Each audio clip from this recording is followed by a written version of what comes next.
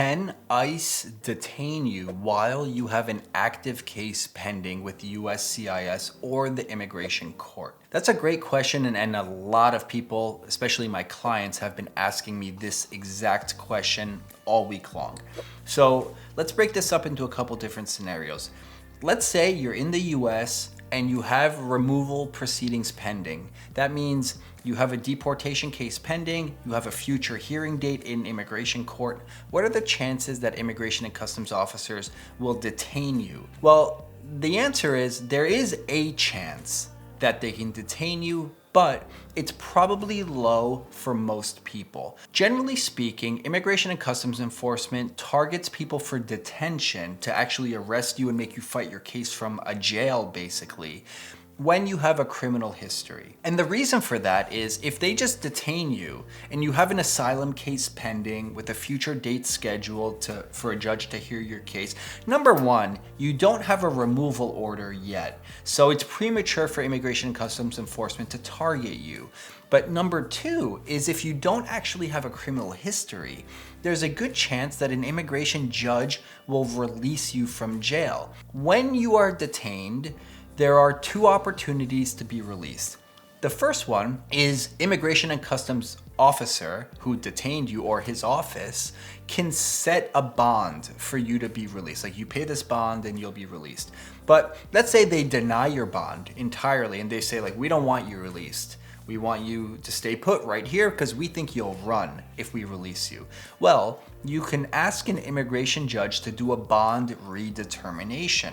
And the immigration judge will consider two factors to see if a bond is appropriate, and if so, how much should you pay to guarantee you'll come back to court. By the way, if you comply and you come back to court, and if you win your case, you'll get your money back. If you lose your case and you actually depart the US, you'll also get your money back, the bond that you paid. The two factors that the judge considers is whether you're a flight risk, how likely are you to come back to court if they let you out, and whether you're a danger to the community. Do you have any criminal history? Have you done any dangerous things in the past? So let's talk about both of these things separately.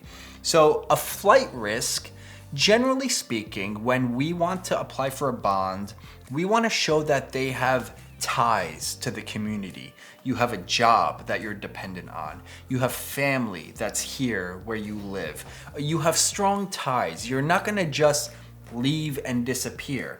And the judge will also consider how strong your application for relief from deportation is. For example, if you have an asylum application pending and it's a slam dunk case, really strong case, high chance of success, there's way less of a chance that you're gonna run if they let you out on bond. But if it's just like a super weak case where you just filed the asylum application because you got detained and there's like a 95% chance you're gonna lose, there's more of a chance that you're gonna run if you're released. So these are the considerations. It really depends on the judge. It really depends on the city where your immigration court is, because different cities have different cultures in terms of the immigration judges. The other thing that the court will consider is whether you're a danger to the community. And basically that means, have you ever committed crimes before?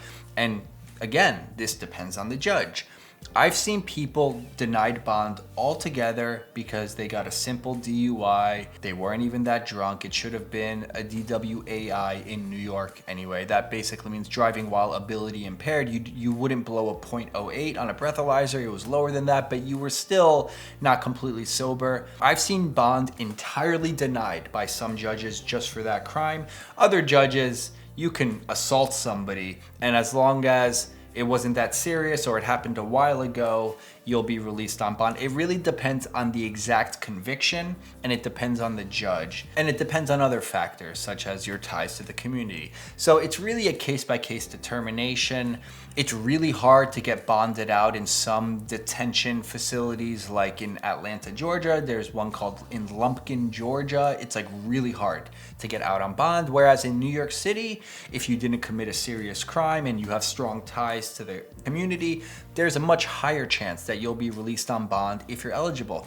there are some classes of crimes referred to under the Immigration Code as aggravated felonies that make you straight up ineligible for bond. So the judge, even if he loves you, even if he thinks you'll come back to court, even if he thinks there's no chance you'll commit another crime, doesn't have the power to release you on bond. Let's get back to the initial topic that we're here to discuss. If you have an active immigration case pending, how likely is it that you'll be detained? If you have no criminal history, the chances that you'll be detained are probably very low. And even if you are detained, we might be able to have you released with a bond redetermination hearing before an immigration judge.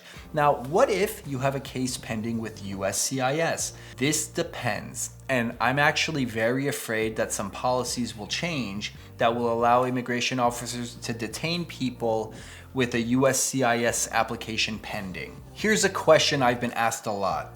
So I have clients, many of whom are applying for marriage-based green cards, and they ask me, can we take domestic flights throughout the US when my spouse has her green card application pending? And the answer is, I don't know.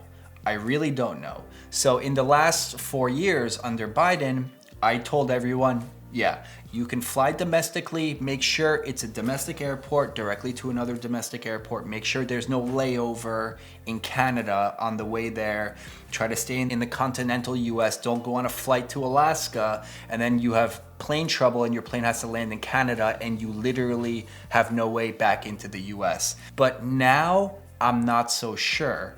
Last time Trump was president, there were immigration and customs enforcement officers at some domestic terminals in airports. It had a chilling effect on domestic air travel. And I don't know what would happen if you have a spouse with an adjustment of status application pending, a green card application pending based on marriage, and you were to encounter an immigration officer. There is a chance that they will give you a notice to appear in immigration court. And now you have to add deportation defense to the list of immigration tasks that you need to complete. In addition to getting the green card, now you also need to defend your spouse in removal proceedings, which will add several $1,000s at the very least to your legal expenses. There is also technically a chance that you can be detained, even with no criminal history, just by going to a domestic airport. Now, I think the chances of that are exceedingly low. I think there's a much higher chance that immigration will hold you for a couple hours, process you, and then give you a notice to appear in immigration court, and then you have to hire a lawyer and deal with that entire mess. So for now, my advice to people is don't travel until we have more information. And while we're talking about travel, I've been discouraging everyone from traveling internationally with advanced parole. I've discussed this in other videos, but I'll quickly touch on that here as well. When you try to re-enter the US, even though your parole document has been approved and you feel like you have permission to travel and re-enter the US, every entry is discretionary. That means the Customs and Border Protection officer who you have to deal with on your way back into the US and who stamps you into the US can just say no. They don't have to have a reason. It's a discretionary benefit. So just in an overabundance of caution, I've been telling people not to travel with parole. And there are exceptions. If your mother's dying and this is your last chance to see her, you have to weigh the risks and the rewards of traveling. Just know there is a chance, maybe it's a small chance, that you might not be allowed back into the US. That's a personal decision for each person to make for themselves. All right, guys, that brings us to the end of today's video. I will mention that I focus my practice on marriage-based green cards. So if you're going through the process or you recently married, first of all, congratulations. But also, if you need any assistance or you want to consult with someone to see if you're on the right path or if you're submitting the correct documents, please schedule a consultation with me. I can consult with you and advise you on what you should do, or if you want an attorney to handle everything from start to finish so you don't have to worry about it, I'm here for that as well. If you're new to my channel, be sure to subscribe, and I'll see you guys next time for another video.